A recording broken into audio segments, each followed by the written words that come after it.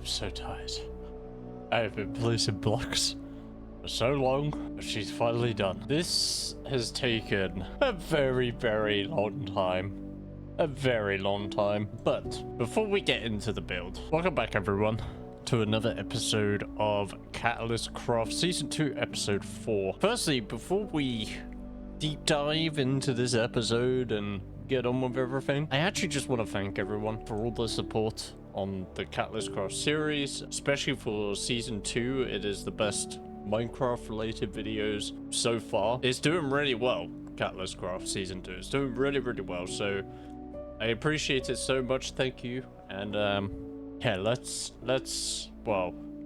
sleep and then we'll discuss the build. Let me change our brightness down to 30. Yeah, I have been working at this build for a very long time. See, originally we had one plan and I got rid of it, tore it down, and decided to do something different. The reason being is I wanted to make it look more log cabin-y, and I think we done the trick. The process of making this, to start with, obviously, you know, we tore down an old build and then we had to start again. And I pulled up reference images, and I also found a couple of actual Minecraft in-game images, and someone did this similar kind of, I tweaked it a bit, but a very similar foundation, and I thought it could be quite cool to stick the log cabin on a foundation. I'm not 100% certain how I feel about it. Now this build looks again, like a lot of my builds are gonna be like this.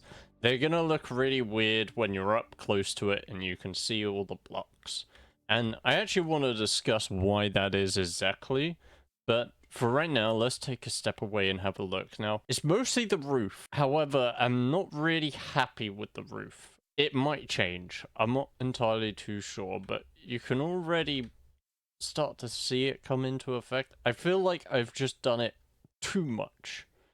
Let's go all the way back here to these trees, actually. But I definitely feel like I've overdone it, especially on this side. I think the back side of it isn't as bad. Here's the reason why a lot of my builds you have to view at a distance. Everyone knows about color gradients. Now, in case you don't, what do I mean by that? Well, I think the best way for me to show you exactly how I process my builds and colors, I think it's time for a new segment on this channel. A segment I am calling What Goes On in Arco's Head. Wagonia for short. We're gone.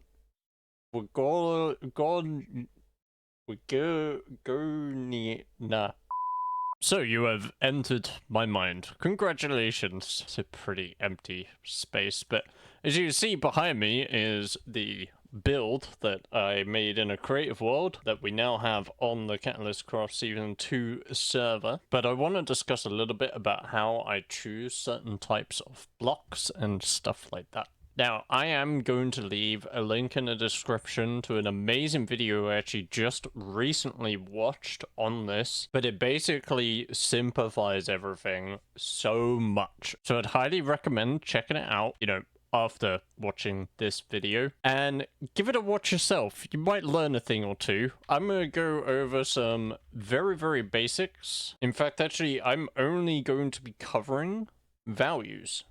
What are values? Values is how light or dark something is. Usually the best way to see this is with something that is white going all the way down to black, right? But values can be applied to any color, and value I usually use for either shadowing or to highlight a specific spot. So you can kind of see with the roof that, I mean, again, I haven't done a brilliant job of the roof, but you can see with the roof of where we're trying to highlight and draw the eyes from a distance. But I want to show to you the power of value.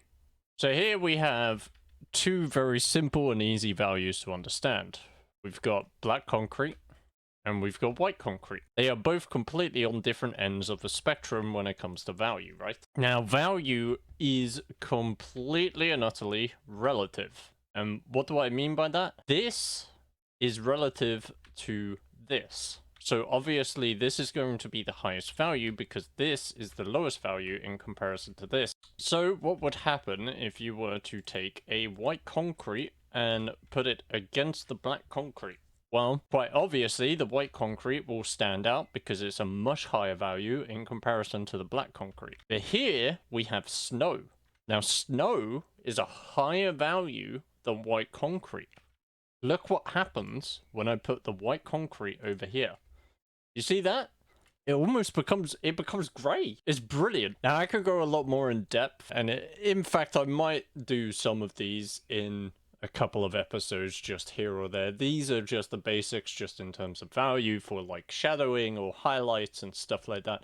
There is so much more when it comes to gradients and texturing and colors and all that good stuff. Quite honest with you, I am still also trying to learn myself. I felt like this was going to be a lot easier for me to explain in my creative test world rather than actually on the server. How about we just leave my mind for a second and get back onto things, shall we? But overall, I am very, very happy with my base. In fact, actually, it's going to sound bad. The thing I'm most happy about is actually being able to move my stuff into my house now, because I've just created an absolute monster.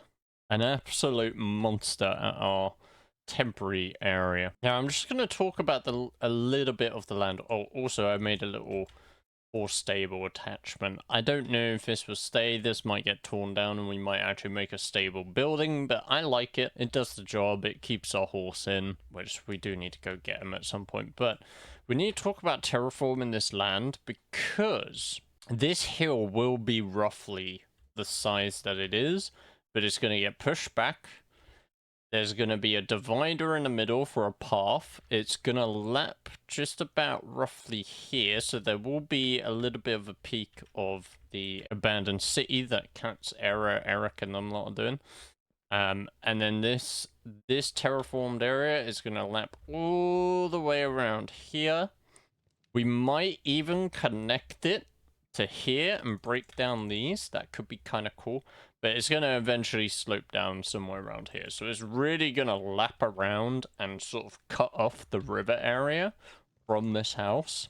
The reason why we have done that is because I want people to walk through very specific way to get to this house, so it creates this whole atmospheric sort of feel to it. And I cannot wait for that to actually come across. I was just in the midst of moving some things. The sun was going down, and just look at that lighting.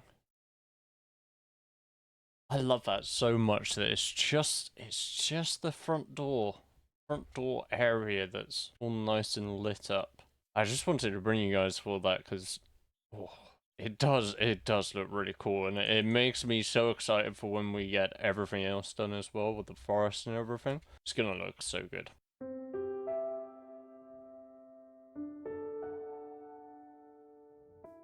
Now, I have been working very, very hard, and in fact, actually, this episode has kind of been a bit delayed because of this, so I do apologize for that, but it doesn't seem like a lot, but we have done so much and we've got a lot to talk about. Let's go into Cheaty Cam real quick. You can see here, we have basically laid out the general shaping of the terrain around the house. Now, I'm not still 100% confident about how this looks, so for the next couple of days, I'm going to let it sit, I'm going to let it brew, I'm probably going to play around with it a bit more here or there, but the general idea of it, I think, has come across really, really well. I'm mostly not happy with this mound here that we are stood on, and as you can see here, we also have started laying out our path networks and points of interest, which is what those white calcite blocks are representing. Yeah, we've been working really, really hard on the terrain, and in fact, actually, let's talk about the value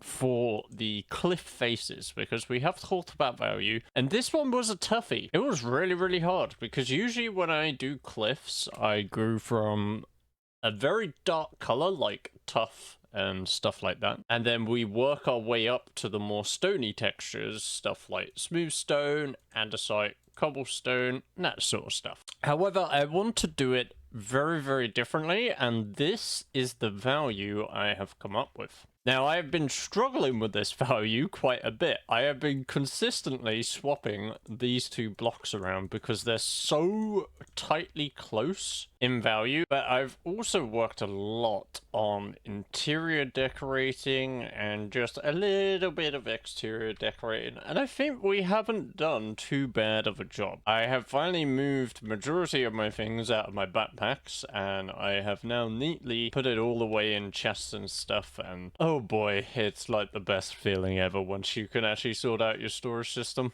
Now, I'm not going for some ridiculous crazy storage system, because most of the time I am collecting 100% of the blocks that I need, no extra, no less, just the exact amount. So I don't feel like I need a crazy storage, because this is what I'm going to be using the backpacks for, is collecting the exact items that I need to make a build or whatever it is that I'm doing. That being said, it is always nice to have extra things, hence why we've got storage, and there are certain things we're going to need a lot of. So for example, dark oak, we're going to need a lot of spruce. We're actually going to need so much spruce. And also oak. The oak is mostly for general crafting, because I don't actually think we're going to use it too much to make custom trees. I'm also really happy with this armory area over here and this tool station. Fun fact, these are the first 3 tools that we used on this server, so this was my first ever wooden pick that you saw in episode 1, along with the stone pick and the stone axe. They were my first set of tools that we ever used. I have kept them. It's something I've always done in Minecraft, and the fact that we can like use the armor stand data pack to put them on like a tool rack is so awesome. We also need a name for the moose. The moose on the wall. I want to put like a little plaque or something with his name on it, or something like that. So let me know in the comment section down below if you have any names or suggestions, but we gotta talk business. But that is right, we have been discussing so much about the house and the trading hall and stuff like this that I haven't actually discussed the main purpose of this season. Now, don't get me wrong, my current base is going to be the forever long-term project. However, it's not going to be the only one. Hello. Hi. Look at you all dappered up. Yes. Is that a skin, or are those actual items you got? Those are actual items. Oh, wow. That is so cool. I love that so much. I came over here because we need to discuss business, Mike. We need to discuss is business season in Catalyst Craft Season 2. And I've got an idea that I think you might like. I'm all ears. You're all ears. Okay. Have you got somewhere where I can park my horse? Yeah. This is a beautiful base, by the way. Absolutely beautiful. I love it. Yeah, it's full up in development. My brewers, they have their little setup there. I'd say you can put them with the other horses. The other horses, alright. Ouch. Ouch. You might want to watch out. Actually, I really like what you've done with your base. Is this the... over here? Yeah, I know it's you the were working... Yeah, the brewery. I really like this. So is this where you're doing all your brews? Yes. I don't think I'm ever going to get into this mod, so this is probably the only chance people are going to see this mod in a video. Talk me through the setup if you want. I'm all ears. Sure. Well, here we have our top-of-the-notch brewing. I've used my first netherite to get them all into their best state, so that I can get the best brews. That must have been really expensive. They are. Then we have our copper silos, Oh. where I will dry my grains, my barleys, and all that I need. We got a little tub of water, so I always have access to clean water. Yep. Yep. And of course, a bunch of kettles, so I can make my brews if needed. Nice. I need to make sure that my brewers have their pot of coffee. Anyway, I have come here with diamonds on the mind, and I think me and you are gonna become the richest Catalyst Craft members on the entire server. Are you ready for this proposal? Yes. So, a lot of people are probably gonna end up specializing their shops, right? Now, We haven't got the shopping district confirmed just yet. There's no harm in planning for the future. Exactly. And I think a lot of people are going to specify what type of shops they're doing. Like, oh, hey, look at me. I'm error, eh? I'm going to do a wood shop. No, thank you. How about, okay, picture this. A beautiful, lush, modern-esque superstore. You walk in, it's bright, vibrant, but more importantly, we sell all the items. Ah? That sounds amazing. Super high tech. Super duper high tech. I'll do a lot of fancy redstone stuffs. Mm-hmm. I'll let you help with like creative build, right?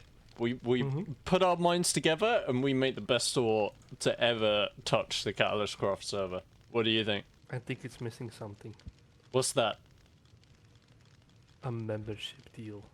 Ooh, I like that idea. So they could like sign up to a membership to get like benefits from the store or something. Exactly. Ooh, kind of like a Tesco's club card. Exactly. Every 10th per shape, a free beer. Why not? Ooh, okay. I like this. I like this a lot. Alright, well, thank you, I guess, and welcome on board. With that being said, I am pretty certain we are all out of recording time here. But be excited, because what me and Mike have planned for our shop, it's going to be a game changer. Just trust me on this one, okay? We had lots of success with our shops in Season 1, and I feel like we're definitely going to be carrying over the success in Season 2. Once again, I just want to thank you guys for all the support on Season 2. You guys have been absolutely amazing, and I am enjoying making these videos so much this season. But that being said, make sure to like the video, subscribe if you are new around here. Take care, guys. Bye-bye.